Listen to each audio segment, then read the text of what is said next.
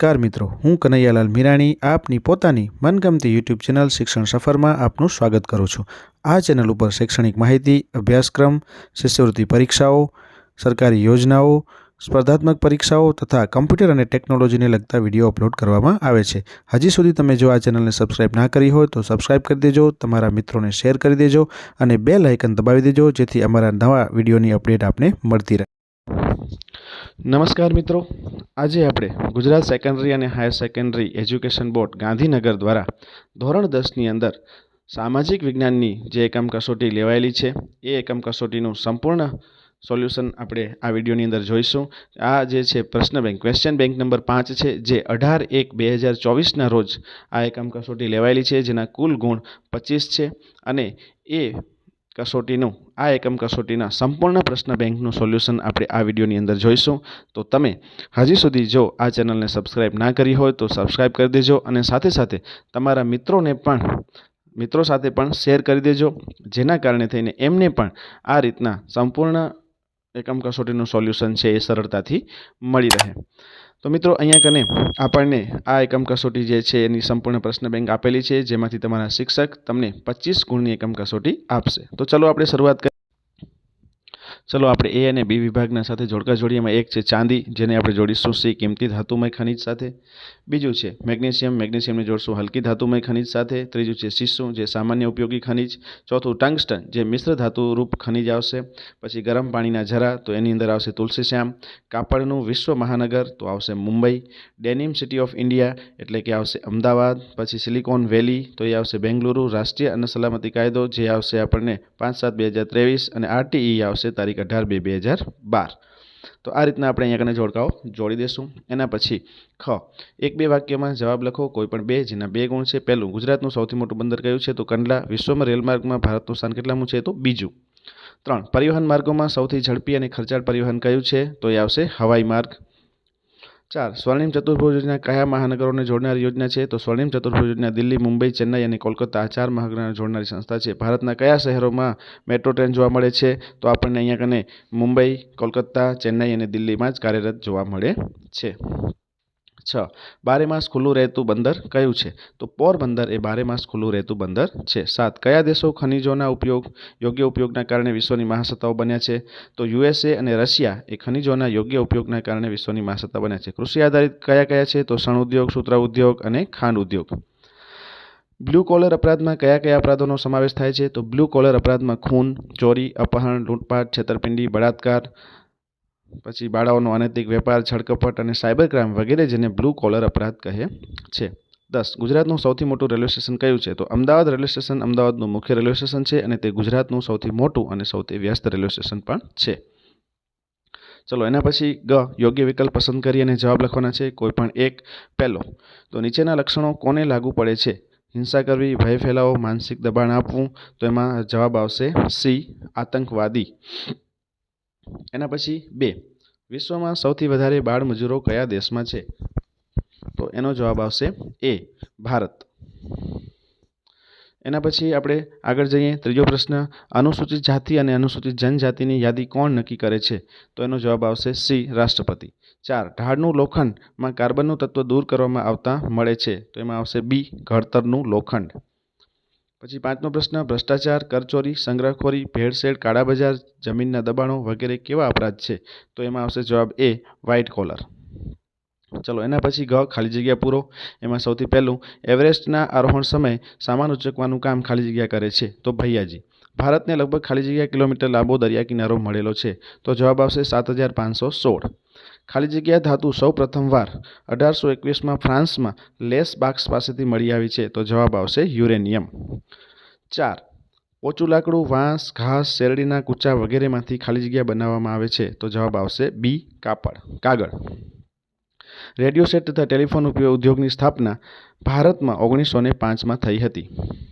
ચલો એના પછી પ્રશ્ન 2, એમાં ક, નીચે આપેલા પ્રશ્નોના 4-5 વાક્યોમાં ઉત્તર લખો। તો પહેલું, તાંબાની ઉપયોગિતા જણાવો। તાંબાના ગુણધર્મો અને ઉપયોગો નીચે પ્રમાણે છે। તાંબુ વિદ્યુતની સુવાહક છે। તાંબાનો ઉપયોગ વિવિધ પ્રકારની મિશ્ર ધાતુઓ બનાવવા માટે થાય છે। તેમાં જસત ભેળવતા પિત્તળ અને કલાઈ ભેળવતા કાંસુ બને છે। સોનું, ચાંદી વગેરેમાં પણ તે ભેળવાય છે। તાંબાને ટીપીને તેને વિવિધ આકાર આપી શકાતા હોવાથી ખનિજોમાં સર્વપ્રથમ તાંબાનો ઉપયોગ કરવામાં આવ્યો છે મનાય છે અને તામ્ર યુગને ધાતુઓના યુગનો પહેલો તબક્કો ગણવામાં આવે છે. તાંબાના ઉપયોગ વાસણો, સુશોભનના સાધનો, સિક્કા, છાપકામના બીંબા, રંગીન કાચ, જંતુનાશક દવાઓ વગેરે આ રીતના તમે એના ઉપયોગો જોઈ શકો છો. બીજો પ્રશ્ન, ચૂનાના ઉપયોગો જણાવો. તો ચૂનાના પથ્થર છે એનો ઉપયોગ તમને અહીંયા આપેલો છે, એ પણ તમે જોઈ શકો છો. ત્રીજો પ્રશ્ન, વિદ્યુતના સાધનોમાં અબરખનો ઉપયોગ છે શું છે એ પણ તમે અહીંયા લખી શકો છો અને જોઈ શકો છો. 4, મેંગેનીઝના ઉપયોગો જણાવો. તો અહીંયા તમને મેંગેનીઝના પણ સરસ રીતે અને સરળ એકદમ અહીંયા ઉપાયો તમને આપેલા છે, જે તમે એની અંદર જોઈ અને તમારી નોંધપોથીમાં લખી શકો છો. 5મું છે બાયોગેસનો પરિચય આપી ગુજરાતના કયા કયા સ્થળે બાયોગેસ પ્લાન્ટ સ્થપાયા છે તે વિશે અહીંયા લખો. તો અહીંયા કને તમને દરેક વસ્તુ જે છે એ મુદ્દાસર આપવામાં આવેલી છે અને એનો જવાબ પણ તમે આમાંથી જોઈ અને સરસ રીતે તમે યાદ રાખી શકો છો અથવા તો તમે લખી શકો છો. તો આ રીતના તમારી નોંધપોથીમાં વિડીયોને સ્ટોપ કરીને તમે લખી દેજો. 6, વર્તમાન સમયમાં સૌર ઉર્જાની ઉપયોગિતા જણાવો. તો અહીંયા પણ તમને એનો જવાબ છે સરસ રીતે આપેલો છે, તમે લખી શકો છો. 7મું, કોલસાના પ્રકારો જણાવી તેમાંથી 8 પેદાશો મેળવવામાં આવે છે તે લખો. તો અહીંયા કોલસાના 4 પ્રકાર આપેલા છે અને એના વિશે વિગત લખેલી છે. 8મું, ખનિજ સંરક્ષણ માટેના કોઈપણ 4 ઉપાયો જણાવો. તો અહીંયા પણ ખનિજ સંરક્ષણ માટેના ઉપાયો તમને આપેલા છે અને તમે એને વિડીયોને સ્ટોપ કરી અને સરળતાથી તમે તમારી નોંધપોથીમાં ઉતારી શકો છો. તો તમે એને ઉતારી દેજો. એના પછી આપણે જઈએ 9, ધાતુમય ખનિજો અને અધાતુમય ખનિજોમાં સમાવિષ્ટ થતી ખનિજો કઈ કઈ છે. તો અહીંયા પણ તમને ધાતુમય ખનિજો અને અધાતુમય ખનિજો વિશેની સરસ રીતે માહિતી તમને આપેલી છે, જે તમે વિડીયોને સ્ટોપ કરી અને લખી શકો છો. 10મું, એલ્યુમિનિયમના વિશિષ્ટ ગુણો જણાવી તેના ઉપયોગો લખો. તો અહીંયા જવાબની અંદર તમને એલ્યુમિનિયમના ઉપયોગ અને એના વિશેની માહિતી આપેલી છે. ચલો એના પછી ખ, નીચે આપેલા પ્રશ્નોના ઉત્તર ટૂંકમાં લખો કોઈ પણ એક. પહેલું આવશે એક્સપ્રેસ ધોરીમાર્ગ. તો ખૂબ મહત્વના વેપારી કેન્દ્રોને સાંકળતા 4 થી 6 લેનવાળા પહોળા અને સારી રચનાવાળા જે માર્ગો બંધાઈ રહ્યા છે તે એક્સપ્રેસ રાષ્ટ્રીય ધોરીમાર્ગ કહેવાય છે. દાખલા તરીકે અમદાવાદ વડોદરાને જોડતો એક્સપ્રેસ હાઈવે. પછી ખનિજ, નિશ્ચિત અણુરચના, અમુક ચોક્કસ રાસાયણિક બંધારણ અને સમાન ગુણધર્મો ધરાવતા ઘન પ્રવાહી કે વાયુસુપ પદાર્થોને ખનિજ.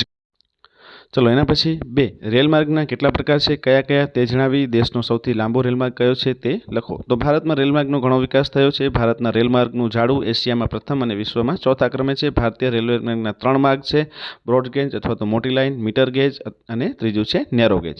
તો આના વિશે દરેક વિશે તમને અહીંયા કને માહિતી આપેલી છે, તો એ માહિતી તમે જોઈ શકો છો. બ્રોડ ગેજની માહિતી અહીંયા કને તમને આપેલી છે.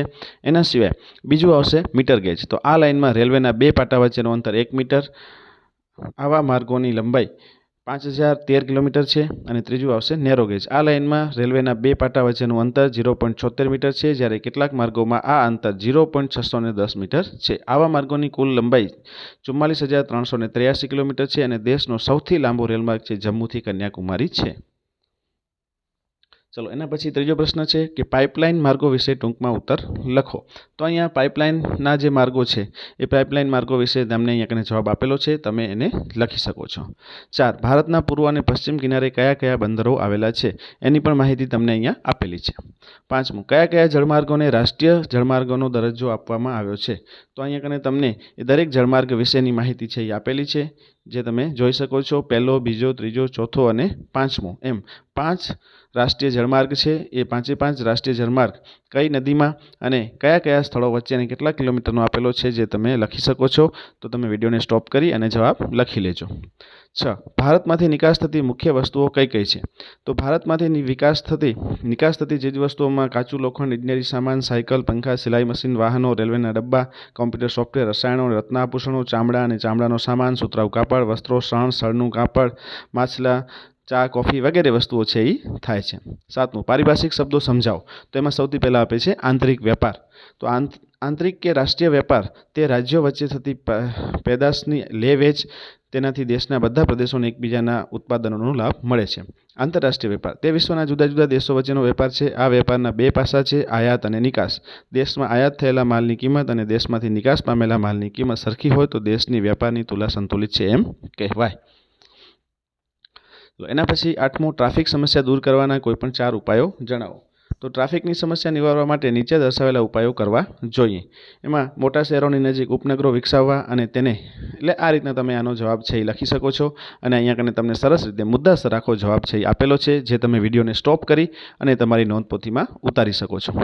એના પછી પ્રશ્ન 3, તો એમાં કહો નીચે આપેલા પ્રશ્નોમાંથી કોઈ પણ બેના ટૂંકનોટ સ્વરૂપે જવાબ લખો. તો સૌથી પહેલો પ્રશ્ન છે, દિવ્યાંગ વિદ્યાર્થીઓને સરકાર તરફથી પ્રાપ્ત થતી વિશિષ્ટ સુવિધાઓ જણાવો. તો અહીંયા દિવ્યાંગ વિદ્યાર્થીઓને જે સરકાર તરફથી સુવિધાઓ આપવામાં આવે છે એ આપણે અહીંયા કને જોઈએ. તો એમને અધિકાર અધિનિયમ 2016 અંતર્ગત સરકારશ્રીએ શાળાઓ અને દિવ્યાંગ બાળકોને નીચે પ્રમાણેની સુવિધાઓ પૂરી પાડવાનો નિર્દેશ કરેલો છે. તો આ રીતના એમને જે સુવિધાઓ મળે છે એ સુવિધાઓ બધી જ જે છે અહીંયા કને આપણે લખી દીધેલી છે અને એ તમે અહીંયા કને જોઈ શકો છો. વિડીયોને સ્ટોપ કરી અને તમે આના વિશે સરસ આખી ટૂંકનોટ છે એ તમારી નોંધપોથીમાં લખી દેજો. તો આખો આ જવાબ છે એ તમને અહીંયા કને આપી દીધેલો છે. ચલો એના પછી 2, મા અન્નપૂર્ણા યોજનાની મહત્વની જોગવાઈઓ જણાવો. તો અહીંયા કને પણ ભારત સરકાર દ્વારા ચલાવવામાં આવતી યોજના વિશેની સંપૂર્ણ માહિતી છે એ તમને આપેલી છે. તો આ માહિતીને પણ તમે તમારી નોંધપોથીમાં ઉતારી લેજો. ચલો 3, અનુસૂચિત જાતિ અને અનુસૂચિત જનજાતિના કલ્યાણ અને વિકાસ માટે બંધારણીય જોગવાઈનો પરિચય આપો. તો અહીંયા કારણ તમને એનો જવાબ પણ સરસ રીતે આપેલો છે. તો એ જવાબ પણ તમે વિડીયોને સ્ટોપ કરી અને તમારી નોંધપોથીમાં ઉતારી લેજો. એના પછી આગળનો પ્રશ્ન આપણે જોઈએ કે નક્સલવાદી આંદોલન એ શું છે. તો નક્સલવાદી આંદોલનની મુખ્ય બાબતો તમને અહીંયા કને મુદ્દાસર આપેલી છે, જે પણ તમે તમારી નોંધપોથીમાં સરળતાથી ઉતારી શકો છો અને જોઈ શકો છો. આતંકવાદની સામાજિક અસરો વિશે નોંધ લખો. તો આતંકવાદના કારણે સમાજ ઉપર શું અસરો થાય છે એની પણ અહીંયા કને સરસ રીતે આપણે જવાબ આપેલો. 6, સાંપ્રદાયિકતા અટકાવવા માટે કયા કયા પગલાં લેવા જોઈએ. તો અહીંયા કને સાંપ્રદાયિકતા માટેનો પણ તમને અહીંયા સરસ રીતે આખો જવાબ તમને આપેલો છે, જે તમે જોઈને અહીંયા કને લખી શકો છો. ચલો એના પછી 7મો પ્રશ્ન, ઉત્તર અને પૂર્વ ભારતમાં બળવાખોરી એ એક સમસ્યા છે, વિધાન. તો એનો પણ જવાબ તમને અહીંયા કને સરસ રીતે આપેલો છે. તો આ જવાબ પણ તમે જોઈ શકો છો. વિડીયોને સ્ટોપ કરી અને તમારી નોંધપોથીની અંદર આ જવાબને પણ તમે લખી શકો છો અને ઉતારી શકો છો. તો આ રીતના આ પ્રશ્ન પણ અહીંયા કને આપણે જવાબ જોયો છે. ચલો એના પછી નેક્સ્ટ એના પછીનો જે પ્રશ્ન છે એની આપણે વાત કરીએ કે 8મો પ્રશ્ન છે કે આતંકવાદની આર્થિક અસરો જણાવો. તો આતંકવાદના કારણે આર્થિક રીતે શું અસરો થાય છે એનો પણ જવાબ છે અહીંયા આપણને સરસ રીતે અહીંયા આપેલો છે. મુદ્દાસર આપણે આ જવાબ લખેલો છે. તો એ જવાબ પણ તમે સરસ રીતે વિડીયોને સ્ટોપ કરીને તમારી નોંધપોથીમાં ઉતારી લેજો, અથવા તો વાંચીને તમે એને યાદ પણ રાખી શકો છો. ચલો એના પછીનો પ્રશ્ન છે 9મો, કાશ્મીરમાં આતંકવાદ વિશે ટૂંકનો લખો. તો એના વિશે પણ અહીંયા કને સરસ રીતે કાશ્મીરમાં આતંકવાદ વિશેના જવાબ છે તમને આખો આપેલો છે. આ જવાબને તમે સરસ રીતે તમારી નોંધપોથીમાં લખી શકો છો. 10મો પ્રશ્ન, તફાવત આપો આતંકવાદ અને બળવાખોરી. તો અહીંયા પણ આપણે આતંકવાદ અને બળવાખોરી બંનેના મુદ્દાઓ તફાવતની અંદર આપેલા છે, જેને પણ તમે સ્ટોપ કરી અને તમે તમારી નોંધપોથીમાં લખી શકો છો. ચલો એના પછી ખ, નીચે આપેલા પ્રશ્નોમાંથી કોઈ પણ એક પ્રશ્નનો ઉત્તર વિસ્તારથી લખો. પહેલું, શણના કાપડનો ઉદ્યોગ વિશે ટૂંકનો લખો. તો અહીંયા કને શણના કાપડ વિશેની સરસ મજાની બધી જ માહિતી જે છે એ તમને આ પ્રશ્નના જવાબમાં આપેલી છે. તો તમે આ વિડીયોને સ્ટોપ કરી અને સરસ રીતે તમે એનો જવાબ છે એ આખો અહીંયા કને લખી શકો છો. તો વિડીયોને સ્ટોપ કરી અને જવાબ તમે લખી લેજો. બીજો પ્રશ્ન છે સિમેન્ટ ઉદ્યોગ વિશે માહિતી આપો. તો અહીંયા પણ સિમેન્ટ ઉદ્યોગ વિશે સરસ મજાની માહિતી તમને આપેલી છે. ત્રીજો પ્રશ્ન, સુતરાઉ કાપડ ઉદ્યોગ વિશે ટૂંક નોંધ લખો. તો એનો પણ જવાબ તમને આપેલો છે, તમે સરસ રીતે એને લખી શકો છો. તો તમે એને લખી દેજો. ચલો એના પછીનો પ્રશ્ન જે છે 4, એમાં ઉદ્યોગોનું વર્ગીકરણ સમજાવો. તો અહીંયા પણ તમને ઉદ્યોગોનું વર્ગીકરણ સમજાવેલું છે અને એના આધારે વર્ગીકરણના આધારે તમને સરસ મજાનો જવાબ છે એના પ્રકાર વિશે પણ માહિતી તમને આપેલી છે. 5મો, ખનિજ આધારિત ઉદ્યોગો કયા કયા છે અને કોઈ પણ એક ઉદ્યોગ અંગે જાણકારી આપો. તો અહીંયા કારણ એનો જવાબ પણ તમને આપેલો છે અને જે ઉદ્યોગો છે એના વિશેની ડિટેલ પણ તમને અહીંયા કને આપેલી છે. લોખંડ અને પોલાદના ઉદ્યોગ વિશેની માહિતી તમને આપેલી છે, જે તમે તમારી નોંધપોથીમાં લખી શકો છો.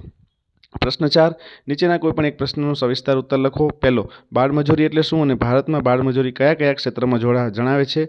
બાળમજૂરી રોકવાના ઉપાયો જણાવો. તો એનો જવાબ પણ તમને અહીંયા આપેલો છે, જે તમે જવાબ સરળતાથી લખી શકો છો. વિડીયોને સ્ટોપ કરી અને તમારી નોંધપોથીમાં આ જવાબ લખી દેજો. બીજું, ભારત ભ્રષ્ટાચારના સ્વરૂપો જણાવો અને ભ્રષ્ટાચારને રોકવાના સરકારે કરેલા પ્રયાસો જણાવો. તો અહીંયા પણ તમને આ જવાબ છે એ સરસ રીતે અહીંયા આપેલો છે, જે તમે જવાબ છે તમારી વિડીયોને સ્ટોપ કરી અને તમારી નોંધપોથીમાં ઉતારી શકો છો અને આ જવાબને તમે લખી શકો છો. ત્રીજો, બાળકોના મફત અને ફરજિયાત શિક્ષણની બાળકોના મફત અને ફરજિયાત શિક્ષણના અધિકારની મુખ્ય જોગવાઈઓ સમજાવો. તો એનો જવાબ પણ તમને અહીં આપેલો છે અને એ જવાબ પણ તમે વિડીયોને સ્ટોપ કરી અને તમારી નોંધપોથીમાં લખી દેજો, જેના કારણે તમને એ આખો જવાબ છે એ વાંચતા ફાવે. ચલો, ચોથો પ્રશ્ન, વૃદ્ધોની સમસ્યાઓ વર્ણવી તેમના સંરક્ષણ અને કલ્યાણ સંબંધી જોગવાઈઓ જણાવો. તો અહીંયા કને તમને વૃદ્ધોની સમસ્યાઓ કઈ કઈ છે એના વિશેની વાત પણ લખેલી છે. સાથે સાથે આખા પ્રશ્નનો જવાબ છે એ વ્યવસ્થિત રીતે તમને લખીને આપેલો છે. તો તમે તેને તમારી નોંધપોથીમાં ઉતારી લેજો. ચલો, એના પછીનો પ્રશ્ન જે તમને આપેલો છે 5મો, કે માહિતી મેળવવાના અધિકારના હેતુઓ જણાવી અને માહિતી મેળવવાની પ્રક્રિયાઓ જણાવો. તો અહીંયા માહિતી મેળવવાનો અધિકાર જે છે એના હેતુઓ આપેલા છે અને હેતુઓની સાથે સાથે તમને એની અંદર સંપૂર્ણ પ્રક્રિયા પણ, માહિતી મેળવવાની પ્રક્રિયા કઈ કઈ છે એના વિશે પણ વિગત અહીંયા કને તમને સરસ રીતે સમજાવેલી છે. તો આ રીતના તમે આ વિડીયોને સ્ટોપ કરીને આનો પણ જવાબ છે એ સરસ રીતે લખી શકો છો. અહીંયા કને આપણું આ સંપૂર્ણ સોલ્યુશન પૂરું થાય છે. આપણે પ્રશ્ન બેંકનું સંપૂર્ણ સોલ્યુશન જોઈ લીધું છે. તો તમે આ વિડીયોને સ્ટોપ કરી અને દરેક પ્રશ્નના જવાબ છે તમે ઉતારી લેજો અને સાથે સાથે તમારા મિત્રોને પણ શેર કરી દેજો, જેના કારણે એમને પણ આ સંપૂર્ણ સોલ્યુશન સરળતાથી